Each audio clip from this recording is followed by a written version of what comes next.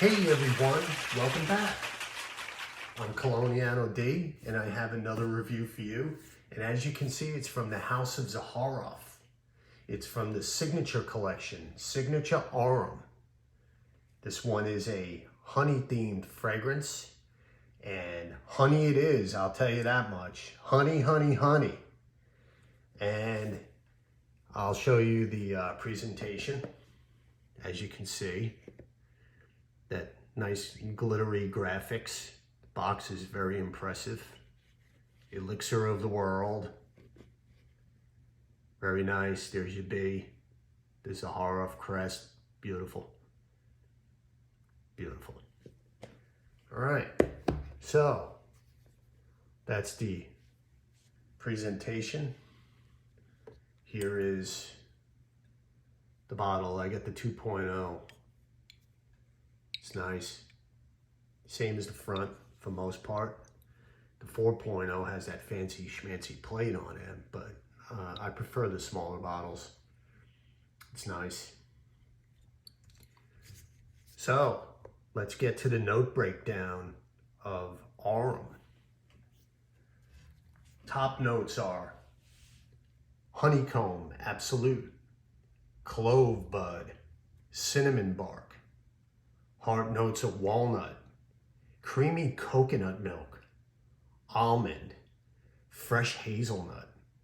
The base, we have vanilla infusion, tonka bean, praline, and amber accord. So, what I get out of it? Well, I've had this on all day today, and I'm going to give it another spray. Always great distribution. There you go. Get that lined up perfectly. Ah, that honey. That honey is pretty incredible.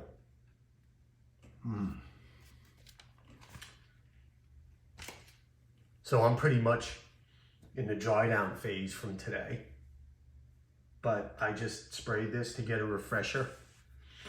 In the opening, like I said, lots of honey, but it's a slightly animalic honey, okay? A little bit of clove, cinnamon, kind of give it balance, and a slight powderiness to balance the sweetness at the top. That's what I get.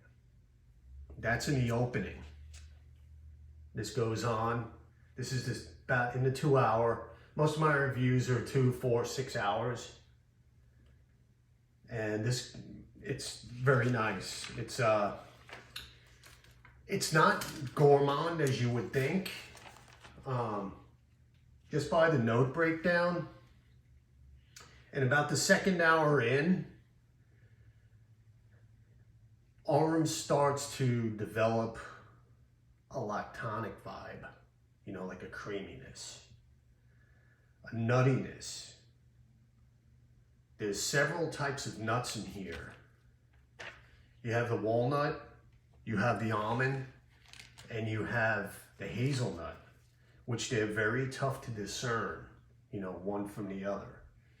So it's not too nutty. It's so well blended that what you're getting, you're still, you know, in the mid range. You're still gonna get a lot of that honey, right? This fragrance is very, very tough to review. I'll tell you why, because it's so well blended and it's so complex. There are a lot of moving parts in this fragrance, okay?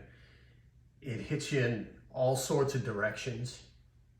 Just when you think it's gonna turn one way, excuse me, it turns back another way, all right? So, you know, pardon me if I kind of coughed a little bit because, like I said, these videos are unedited. So that's how it's blended. Then about the 4th to 6th hour, this is where the base is in full swing, okay? So you have the honey at the top, you have the spices, which are pretty much subdued, because this is honey. This is honey through and through, okay? Then you get the mids and you get the little nuttiness. It's not a lot. Like I said, it's, you know, it's hard to discern. It's very well blended, right? So then you start getting to the base. And this is where the vanilla, the tonka, the praline, and with that praline, you get a slight chocolatiness. You get this chocolatiness, right? Towards the base. It's starting to come in now. And, you know, it's a decadent chocolate. It's not a dark chocolate. It's not a sour chocolate. It's a decadent chocolate, somewhat like a creamy chocolate.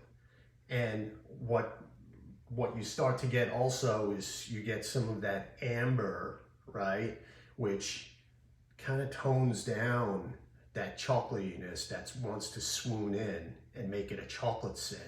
And you're still balanced. You're still balanced with that honey, right? Now, you know, you would think by the notes it's gonna turn, you know, full swing gourmand, but it's not. And that's what they said in their write-up for the fragrance. It's not too sweet and it's not too gourmandy, and they are 100% spot on with that, right? The amber starts to come in and it gives the fragrance more depth. Okay, so I still have the dry down phase on me. So I have the top and the dry down on. Now, with that, there's still that slight animalic from the honey, right? So it's honey. It's honey all the way. It's honey all the way. Only it is, like I said, there's different moving parts in it, and it moves so well. So you get the honey throughout, along with the chocolatiness, right? The chocolatiness, it's not full chocolate. You get the chocolatiness, and that's from the praline. You're getting the chocolatiness from the praline, okay? And it's a very, after, you know, 4 or 6 hours, it becomes a very comforting scent. It almost makes you want to get under a warm blanket and enjoy the wafts of creaminess. But it's slightly animalic because of the honey. So it's so well blended. This is, you know, I'm going to be honest with you here, okay? I'm not a big fan of honey fragrances. There are 2 fragrances that are honey that were released in the last 2 years. One of them is this, and this is a Zaharoff review, so I'm not going to mention the other one. But those are the 2 honey fragrances that I now have in my possession, okay, that are very exceptional and, in my opinion, have set the standard for honey fragrances. I kid you not, okay? So, and that's my opinion, because like I said, I'm not a big honey and I'm not a big chocolate guy when it comes to, you know, these types of scents. I like the vanilla gourmands, I like the almond and the nuttiness, you know, that sort of stuff, right? I need doses of vanilla or tobacco, sweet tobacco, for me to enjoy a good gourmand. But this, like they said, it borders that gourmand. It's a fantastic scent. This is a fantastic release. You know that old saying, you kind of regret not purchasing the bigger bottle. I'm not going to go that far, but just because of the fact that I really don't wear a lot of honey scents, this 2.0 is perfect for me. Because, you know, when you have a lot of fragrance in your collection, or your fragrance wardrobe, you know, I like to go with the smaller bottles just for that. I don't want it to be, you know, a total waste. And, you know, at least if I use a quarter of this or a half, I still have a quarter of a half and not still a full bottle.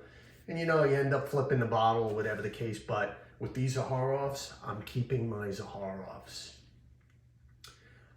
In the past, you know, year, I've taken a real good liking to Zaharoff fragrances. I pretty much have them all.